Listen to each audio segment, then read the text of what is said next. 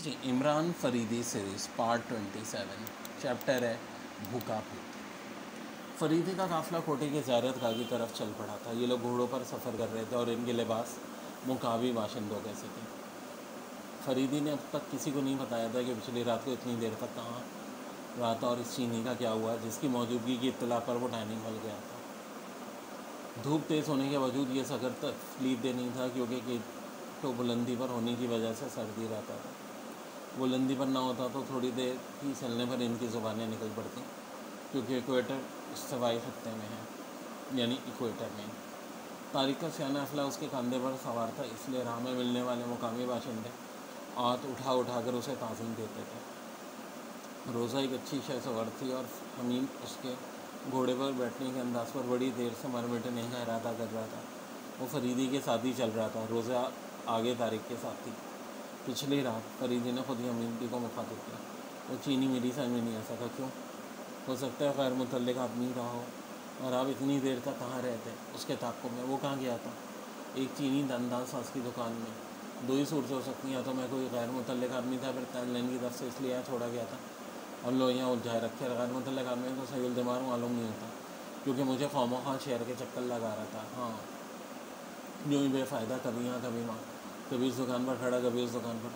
अच्छा, अगर कासिम गीतों में है तो होने दो, मैं खामोखा वक्त बर्बाद नहीं करना चाहता। कासिम कहीं भी हो इस राह पर ज़रूर आएगा, क्योंकि उसके अगवा का मकसद ही यही है। बैठे बैठा मुफ्त की परेशानी, अपने सितारे ऐसे वाहियात हैं कि छुट्टियों में भी सुकून नसीब नहीं होता। फरीदी कुछ ना बोला। हम ही सोच रहा था कि अगर तारिक अपना घोड़ा भरा ले जाए तो रोज़ा के करीब पहुँच सकता था, लेकिन वो शायद किसी मसले पर बड़ी सरगर्मी से बहस कर रहे थे। सफ़र जारी रहा और 2 दिनों तक कोई ख़ास वाक़या ज़हूर में नहीं आया। अमीद की वजह से हर वक्त लतीफ़े होते रहते थे और फरीदी भी दिल खोर कर हंसता था। रोज़ा भी काफ़ी जिंदा दिल साबित होते रही थी और बूढ़ा तारिक तो हमीद के साथ बच्चे बन गया था। तीसरे दिन इन्हें बहुत बड़ी घोड़ा गाड़ी दिखाई दी। ये रास्ता रियो पंपा की तरफ आता है, तारिक बोला। फरीदी ने जीप से दूरबीन निकाली और गाड़ी की सिम देखने लगा, जो भी बहुत दूर थी। दातन हमीद ने उसके ऑटो पर खिंचाव महसूस किया। दूसरे लम्हे वो आंखों पर से दूरबीन हटा था। वो बोला, मेरा ख्याल है गाड़ी हाँकने वाले के बराबर बैठा आदमी कोई चीनी है, तो फिर हमें यहाँ ठहरना चाहिए। बल्कि अगर हम टीले की ओट में हो जाएँ तो बेहतर है। वो हमें देखकर बेदर एक फायर करेंगे। मैंने इसका मौका नहीं दूंगा। पीछे हटो। हमीद ने दूसरे सवारों को टेकरे की ओट में करना शुरू कर दिया। घोड़ा गाड़ी आहिस्ता आहिस्ता चल रही थी और उसके पीछे 3-4 सवार भी थे और कुछ खच्चरों पर सामान लगा हुआ था। फरीदी के अलावा और सब टेकरे की ओट में थे। फरीदी का घोड़ा टेकरे पर था। हमीद ने उसे आवाज़ दी, लेकिन फरीदी ने कहा, जैसे ही मैं फायर करूँ तुम और तारिक दाएं बाएं होकर फायर शुरू कर देना। हमारा ख्याल रहे कि फायरिंग हवाई हो। हमीद ने एक बार फिर दूरबीन निकालते देखा। वो दूरबीन का रुख घोड़ा गाड़ी की तरफ था। यकबैक इसने दूरबीन जेब में डाली और राइफल उठाकर घोड़े पर फायर कर दिया। तारिक और हमीद टेकरे के दाएं और बाएं किनारों से फायरिंग कर रहे थे। घोड़ा गाड़ी की कुछ ने नीचे छलांग लगा दी। घोड़े भड़क गए थे, फिर शायद किसी ने इन्हें काबू में करने की कोशिश की और घोड़ा गाड़ी से भी फायर हो गए। लेकिन इधर हमीद पर नई आफ्ताब पड़ी थी। इसका घोड़ा बुरी तरह भड़का था, जिसके हाथ से राइफल ही छूट पड़ी थी, और अगर दूसरे लम्हे में घोड़े की गर्दन से चिमटना गया होता तो इसकी खोपड़ी के कम से कम 1000 टुकड़े हो गए होते। इसके बाद उसे सिर्फ इतना होश रह गया था कि घोड़े की गर्दन पर उसके बाजुओं की गिरफ्त सख्त से सख्त होती जा रही थी। वैसे फायरों की आवाज़ भी सुनता रहा था, लेकिन खुद उसके हलक से किसी किस्म की आवाज़ नहीं निकल सकी थी। घोड़ा इसी जोशो खरोश के साथ दौड़ रहा था और हमीद को गिरा देने की कोशिश भी कर रहा था। मर्द था, हसील इसलिए लौट नहीं लाई, वरना हमीद की हड्डियाँ सुरमा हो गई होती।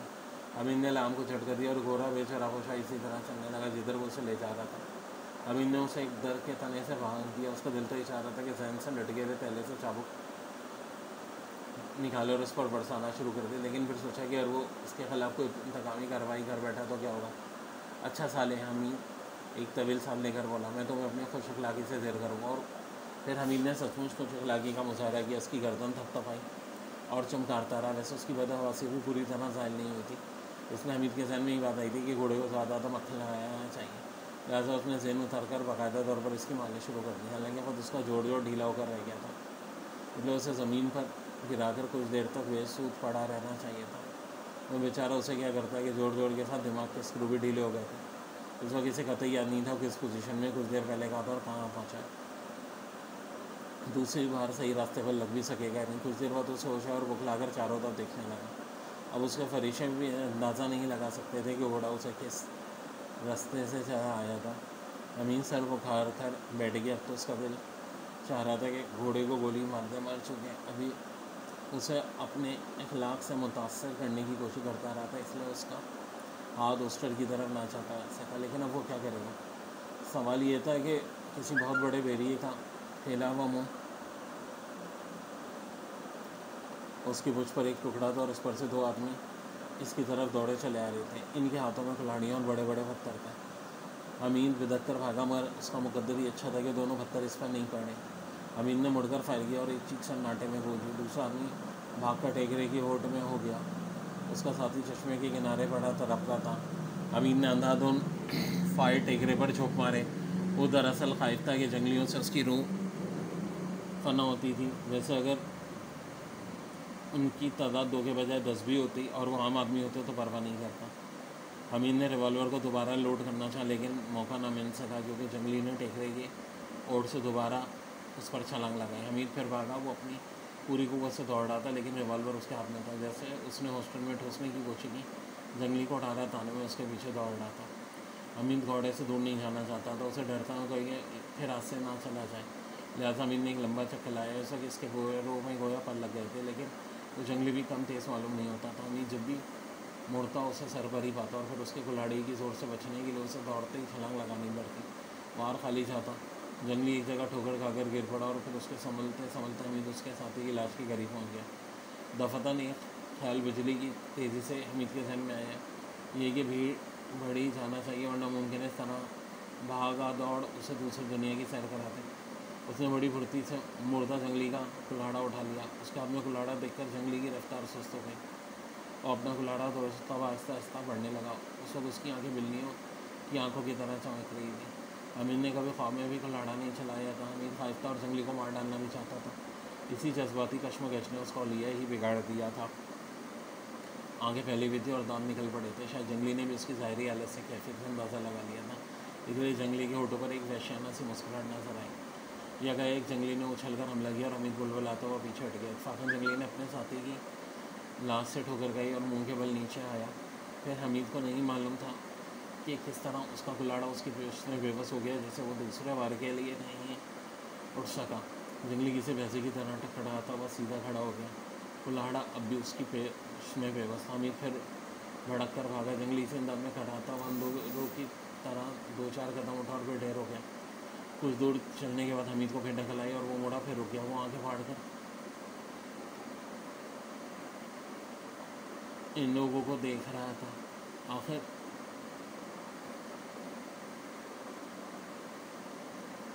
उसके साथी भी उसका साथ छोड़ गए थे और वो उन दोनों लाशों को देख रहा था। उनने कहा बस अब जिधर भी सींग थमा जाए निकल ही जाओ, वरना हो सकता है फिर कोई नई मुसीबत आ जाए।